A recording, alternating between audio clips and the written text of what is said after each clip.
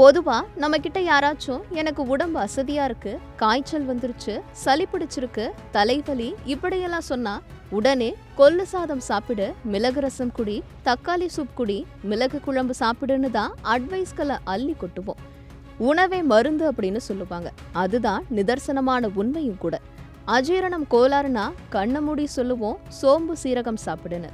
ஆனா மருந்தா பார்க்கப்படுற சோம்புல மனுஷங்க உயிரை குடிக்கிற பச்சை நிறமியையும் சீரகத்துல களிமண்ணையும் கலந்து விற்பனை பண்ணிக்கிட்டு இருக்காங்கன்னு ஒரு இல்லத்தரசி வெளியிட்ட வீடியோ தான் சோசியல் மீடியாவில் வைரல் ஆகிட்டு இருக்கு.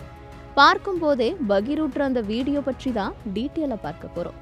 கலர் வேற மாதிரி இருக்கேன்னு சொல்லிட்டு நான் பார்க்கும்போது தங்கச்சி வந்து சூப்பர் மார்க்கெட் வச்சிருக்காங்க. அவங்க சொன்னாங்க, நீ கழுவிட்டு யூஸ் பண்ணு, அப்படியே யூஸ் பண்ணாதன்னு சொல்லி. கழுவி பார்த்ததுக்கு அப்புறம் தான் தெரியுது அவ்வளோ சாயம் சோம்பு.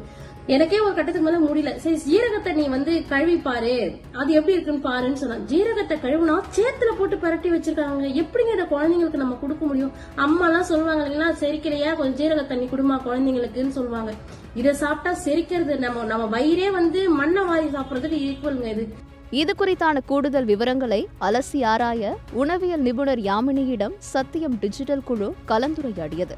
அப்போது கிடைத்த தகவல்கள் அதிர்ச்சியை ஏற்படுத்துச்சுன்னு தான் சொல்லணும்.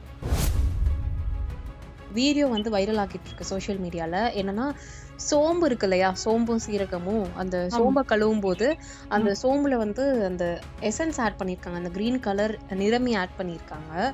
இன்னொன்னு சீரகத்துல வந்து களிமண் மாதிரி வருது மேம். அதை கழுவி நம்ம காட்டுறாங்க, அது அப்படியே வைரல் ஆகிட்டு இருக்கு.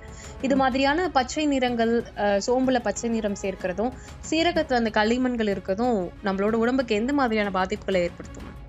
அதெல்லாம் வந்து artificial adulterants, it's all called food adulterants. ஓகேங்களா? இந்த ஃபுட் அடல்ட்ரன்ஸ்னா கண்டிப்பா வந்து இது வந்து பெரிய பாதிப்பை ஏற்படுத்தும். என்ன மாதிரி பாதிப்பு அப்படின்னு பாத்தீங்கன்னா, நாளடைவுல இது என்ன ஆகும்னா, நம்மளுடைய கட்டுனா வயிறு சம்பந்தப்பட்ட அஜீரண கோளாறுகள் வர்றதுக்கு வாய்ப்புகள் நிறைய இருக்குது. அவங்க கலருக்காக என்ன மாதிரி எப்பவுமே வந்து ஒரு ஃபுட் ஸ்டஃப் எடுத்துக்கிட்டோம்னா அதுக்கு பெர்மிட்டட் கலர்ஸ் தான் ஆட் பண்ணணும். அதுவும் இந்த பிரிசிபிடேஷன் பிபிஎம்ல தான் ஆட் பண்ணணும்னு ஒரு கணக்கு இருக்கு. ஓகேங்களா? ஆனா இவங்க வந்து இந்த ஃபுட் அடல்ட்ரன்ட்ல அவங்க இதை மீறி அவங்க ப்ராடக்ட பெஸ்டா காட்டணும். அப்படி ஃபார் எக்ஸாம்பிள் சோம்புல பச்சை கலர் சொல்றீங்க இல்லையா, அவங்க வந்து ஒரு வேற ஏதாவது அதே மாதிரி இருக்கிற சீட்ஸ கூட சோம்பு மாதிரி அதே வடிவுல இருக்கிற சீட்ஸ கூட என்ன பண்ணுவாங்கன்னா ஏதாவது ஒரு பச்சை கலர் இது பண்ணி அவங்க மிக்ஸ் பண்ணி கொடுத்ததுனால நாளடைவுல இது என்ன பண்ணணும், நம்மளோட குடல் தன்மையை பாதிக்கிறதுக்கு நிறைய வாய்ப்புகள் இருக்குமா. மிளகுக்கு பதிலா பப்பாளி விதைகள், மிளகுக்கு பதிலா பப்பாளி ஆட் பண்றது. அதே மாதிரி வந்து இது இருக்கு பாத்தீங்களா, செங்கல் தூளை வந்து நம்மளோட இதுல மிளகாத்தூள் ஆட் பண்ணுவாங்க. அதே மாதிரி வந்து கடுகுல வந்து யூஸ் பண்ண டீ டஸ்ட் ஆட் பண்ணுவாங்க. ஓகேங்களா? இந்த மாதிரி நிறைய ஃபுட் அடல்ட்ரன்ஸ் இருக்குது. இது பெரியவர்களுக்கு இந்த மாதிரியான பாதிப்புகளை ஏற்படுத்துது. குழந்தை சோம்பு சீரகம் வந்து குழந்தைங்க சாப்பிடக்கூடிய ஒண்ணு. அது குழந்தைங்க சாப்பிடும்போது அது குழந்தைங்களுக்கு எந்த மாதிரியான பாதிப்பை ஏற்படுத்துமா? குழந்தைங்களுக்கும் கண்டிப்பா நம்மளை விட நம்மளோட குழந்தைங்களுக்கான கட்டு ரொம்ப சென்சிட்டிவா இருக்கும் இல்லையா, ஸ்டமக். கண்டிப்பாவே வந்து இதனால வந்து அஜீரண கோளாறுகள் ஏற்படும், வயிற்றுப்போக்கு, இந்த மாதிரி விஷயங்கள் ஏற்படும். அதே மாதிரி இதனால என்ன ஆகுதுன்னா, ப்ரொலாங்டா இது ரொம்ப நாள் அதே மாதிரி தன்மையில உடனே அது நம்மளுக்கு காட்டாது, வெளியில காட்டாது.